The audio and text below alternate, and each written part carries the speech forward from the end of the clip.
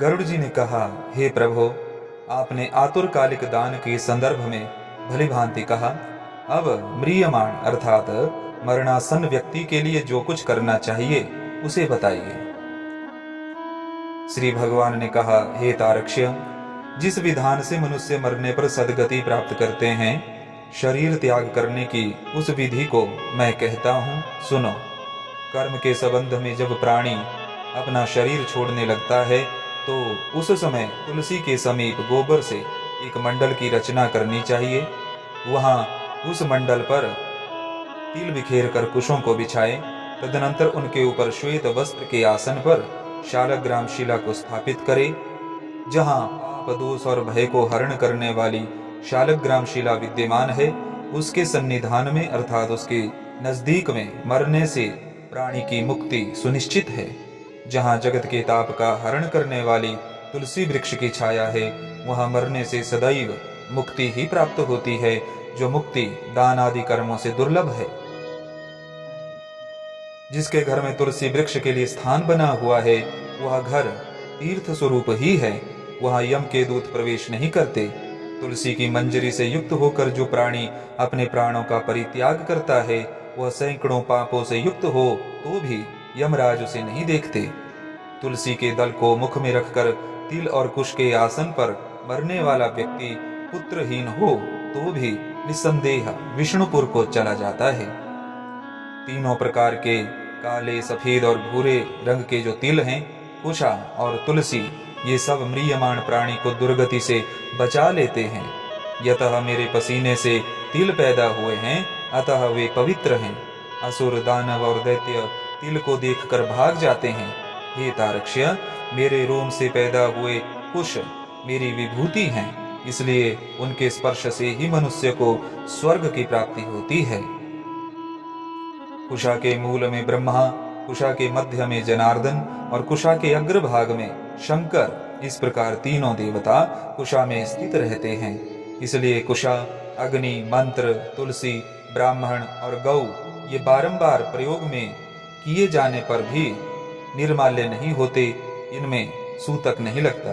पिंडदान में उपयोग किए गए दर्भ अर्थात कुश, प्रेत के निमित्त भोजन करने वाले ब्राह्मण, नीच के मुख से उच्चरित मंत्र, नीच संबंधी गौ और तुलसी तथा चिता की आग, ये सब निर्माल्य अर्थात अपवित्र होते हैं।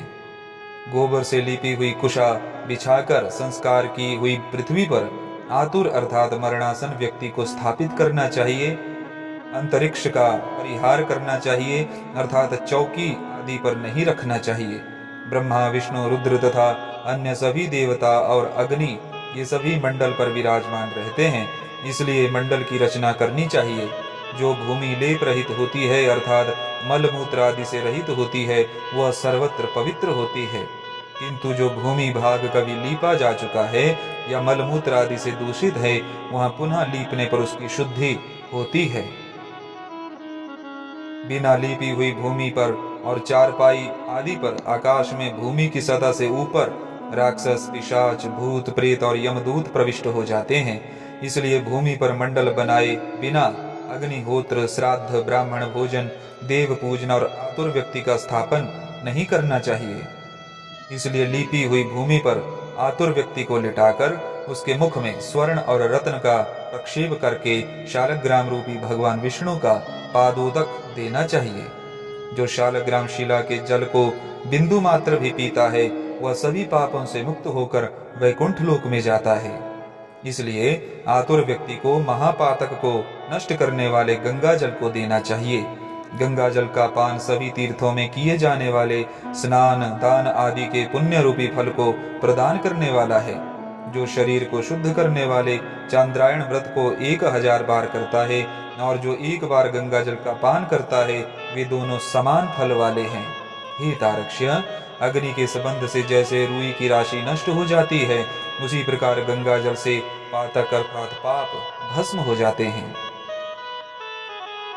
जो सूर्य की किरणों से संतप्त गंगा के जल का पान करता है, वह सभी योनियों से छूटकर हरि के धाम को प्राप्त होता है। अन्य नदियां मनुष्यों को जलावगाहन अर्थात स्नान करने पर पवित्र करती हैं, किंतु गंगा जी तो दर्शन, स्पर्श, पान स्नान अथवा गंगा इस नाम का कीर्तन करने मात्र से सैकड़ों हजारों पुण्य रहित पुरुषों को भी पवित्र कर देती हैं। इसलिए संसार से पार लगा देने वाली गंगा जल को पीना चाहिए। जो व्यक्ति प्राणों के कंठगत होने पर गंगा गंगा ऐसा कहता है, वह विष्णु लोक को प्राप्त होता है और पुनः भूमि लोक में जन्म नहीं लेता।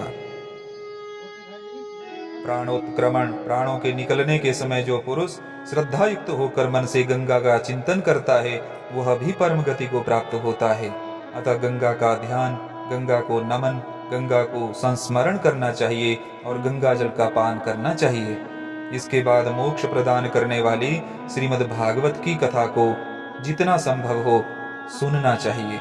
जो व्यक्ति अंत समय में श्रीमद् भागवत के एक श्लोक, आधे श्लोक अथवा एक पद का पाठ भी करता है, वह ब्रह्मलोक को प्राप्त होकर पुनः संसार में कभी नहीं आता। ब्राह्मण, क्षत्रिय और वैश्य को मरण काल में वेद और उपनिषदों का पाठ तथा शिव और विष्णु की स्तुति से मुक्ति प्राप्त होती है।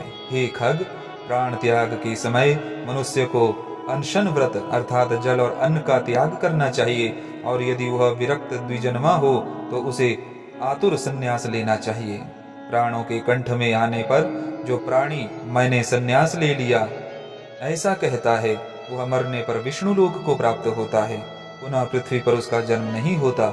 इस प्रकार हे खग, जिस धार्मिक पुरुष के आतुरकालिक पूर्वोक्त कार्य संपादित किए जाते हैं, उसके प्राण ऊपर के छिद्रों से सुखपूर्वक निकलते हैं।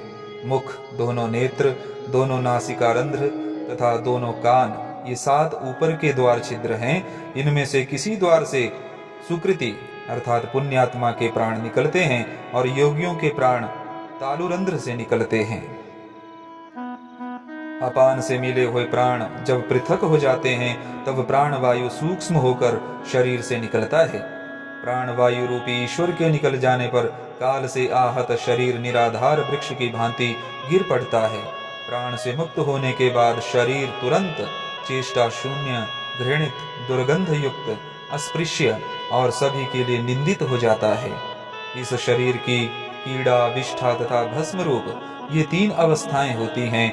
इसमें कीड़े पड़ते हैं, यह विष्ठा के समान दुर्गंध युक्त हो जाता है अथवा अंततः चिता में भस्म हो जाता है।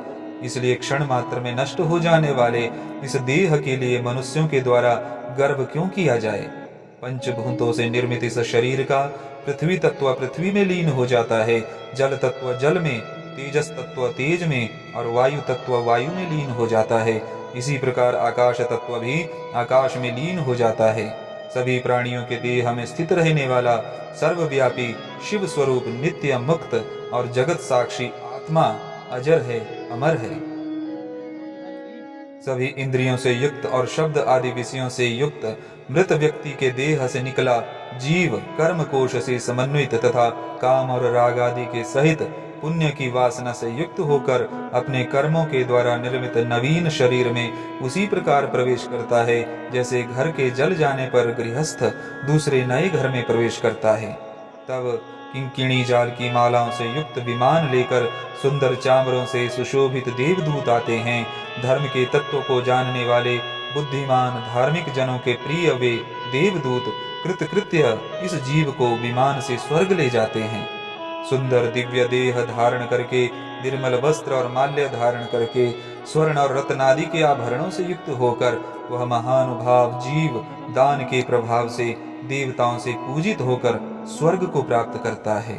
इस प्रकार श्री गरुड़ पुराण की सारोद्धार में म्रियमाण कृत्य निरूपण नाम का 9वां अध्याय पूर्ण हुआ। जय श्री हरि।